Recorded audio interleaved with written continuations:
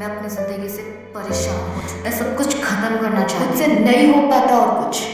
मेरे साथ इतना बुरा क्यों होता है? क्या हो अगर मैं इसको ना कर पाऊँ? क्या हो अगर मैं हार जाऊँ? अकेलापन महसूस होता है मुझे। अब नहीं होता मुझसे कुछ। तो क्या आप भी अपनी जिंदगी से परेशान हैं और आपकी परेशानियां आपको रुला देती हैं? क्या आप जिंदगी से हार मान चुके हैं और आपको ऐसा लगता है कि बस सब कुछ खत्म हो जाए, दुनिया खत्म हो जाए, सब कुछ थम जाए? तो फिर चलिए हम और आप मिलकर आपकी इस समस्या का समाधान निकालते हैं।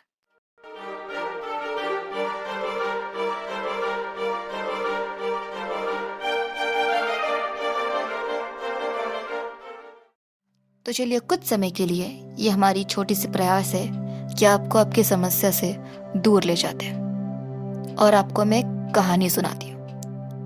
ये हो सकता है ये कहानी कहीं ना कहीं आपके या हमारी जिंदगी से जुड़ी हो।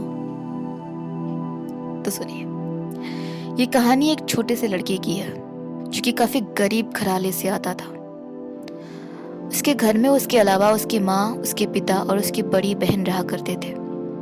वो बचपन से ही पढ़ाई को लेकर काफी ज्यादा इच्छुक था और उसकी माँ उसकी शिक्षा के प्रति काफी ज्यादा सपोर्टिव रही।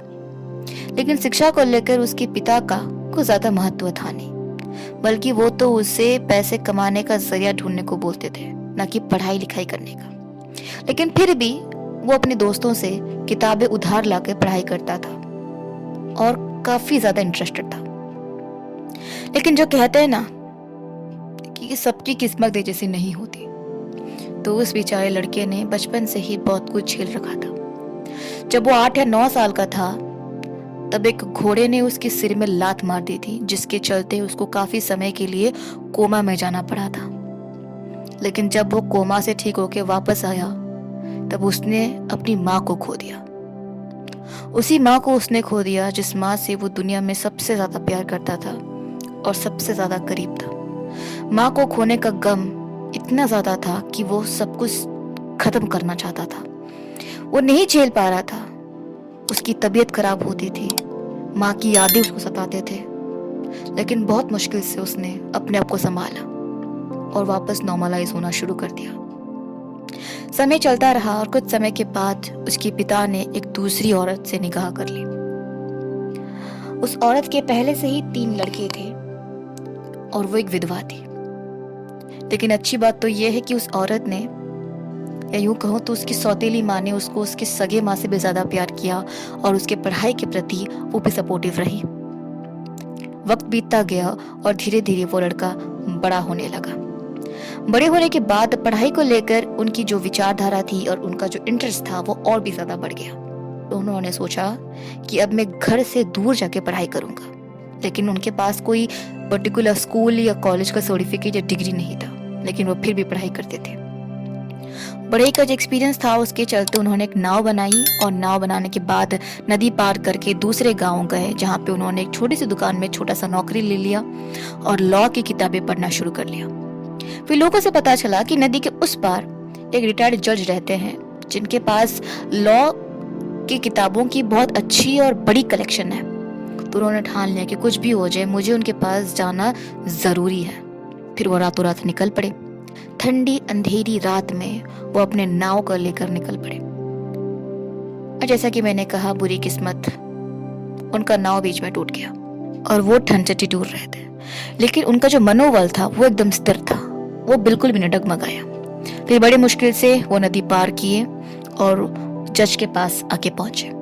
फिर उन जज को पूरी कहानी बताई और उनका ये जुनून जज्बा देखकर वो जज भी दंग रह गए और उन्होंने उनको उनकी किताबें पढ़ने की इजाजत दे दी। लेकिन एक शर्त था। शर्त यह था कि उस जज के घर में जो नौकर थे वो नौकर उस समय नहीं आ रहे थे। तो उन्होंने कहा कि अगर तुम उस नौकर की जगह तुम मेरे घर का काम करोगे तब मैं तुमको मुफ्त में किताबें पढ़ने की इजाजत दूंगा। और ये ऑफर उनके लिए अमृत से कम नहीं था। वो फटाक से राजी हो गए। दिन भर उनके घर का काम करते और उसके बदले उनको किताबें पढ़ने की इजाजत मिलती थी। लेकिन फिर भी वो इससे खुश थे, उन्हें कोई शिकायत नहीं थी। फिर वक्त बीतने लगा और कुछ समय के बाद, कुछ सालों के बाद वो पोस्ट मास्टर बन गए। और जब वो पोस्ट मास्टर बन गए तो वो लोगों के बीच प्रचलित होने शुरू हो गए, लोग उनको पहचानने लगे। फिर जब वो लोगों को जानने लगे तो वो लोगों के साथ साथ उनके समस्याओं को भी जानने लगे, उनकी तकलीफों को जानने लगे, और समस्याओं तकलीफों को देखकर वो राजनीति में आने के लिए कदम बढ़ाए और वो एक दफा विधायक के चुनाव के लिए खड़े हुए। लेकिन पहली बार उनको हार का सामना करना पड़ा। उस हार ने थोड़ा उनका दिल तो दुखाया, लेकिन फिर भी वो डटे रहे। और उस दौरान उनको एक लड़की से प्यार हो गया था और काफी बेपनाह मोहब्बत हो गई थी। और जैसा कि मैंने कहा था कि बुरी किस्मत, कुछ समय के बाद उनकी प्रेमिका का भी देहांत हो गया और उनकी मौत के बाद वो कई समय तक उनके कब्र के सामने आते और रोया करते थे। उस दौरान उनके एक दोस्त ने उनको काफी ज्यादा मेंटल सपोर्ट दिया और फिर उन्होंने अपने आप को संभाला और दूसरी बार विधायक के चुनाव के लिए खड़े हो गए। लेकिन इस बार वो जीत गए। उन्होंने काफी खुलकर लोगों की समस्याओं के बारे में, उनकी तकलीफों के बारे में विधानसभा में आवाज उठाई और उनके इसी जज्बे की वजह से वो लोगों में और भी ज्यादा लोकप्रिय और प्रचलित होने लगे। और फिर जब वो विधायक बन गए तो उनको लॉ की डिग्री मिल गई और वो एक वकील बन गए। वकील बनने के बाद उनका ये प्रण था कि वो कभी भी किसी भी जरूरतमंद क्लाइंट से एक भी रुपए नहीं लेंगे। एक दफा वो एक मरीज बूढ़ी औरत के केस लड़े और जीत भी गए।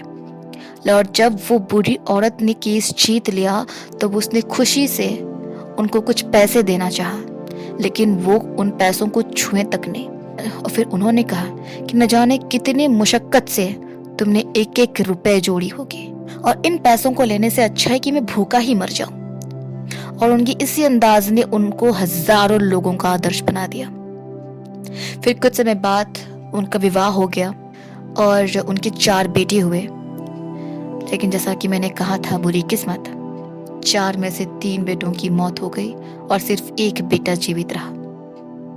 फिर कुछ समय के बाद वो अमेरिका के राष्ट्रपति चुनाव के लिए खड़े हुए और जीत भी गए। और फिर इसके साथ वो अमेरिका के 16th प्रेसिडेंट बन गए।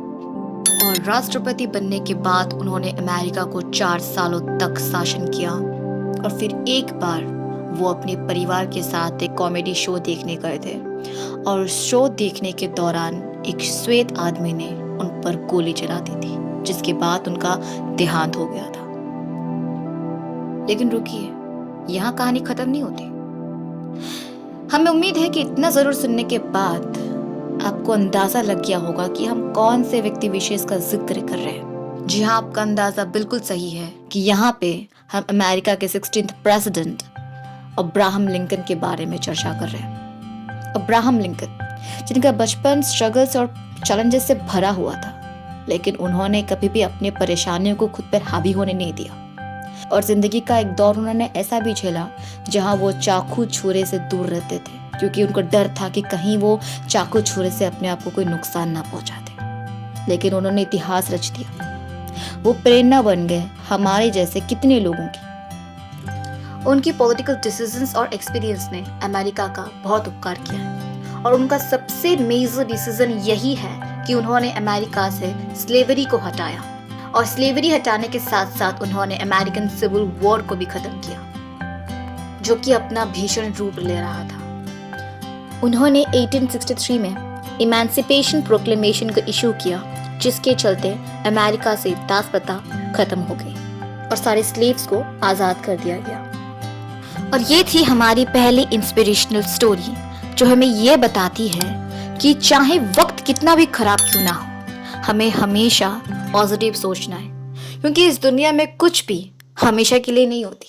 तो हमारी जो समस्याएं हैं, जो दिक्कतें हैं, वो भी हमेशा के लिए नहीं रहेगी। आज नहीं तो कल चली ही जाएंगी। हम फिर से मुस्कुराएंगे, फिर से जिएंगे, क्योंकि हम यहाँ पे आए हैं जीने के लिए और हम हार कर भी हार नहीं मानेंगे। सो आज के लिए इतना ही। मिलते हैं आपको एक दूसरे ऐसे ही इंस्पिरेशनल वीडियो के साथ, और इसी के साथ हम आपसे विदाई लेते हैं। और सुनिए, no matter what, always keep smiling and stay motivated.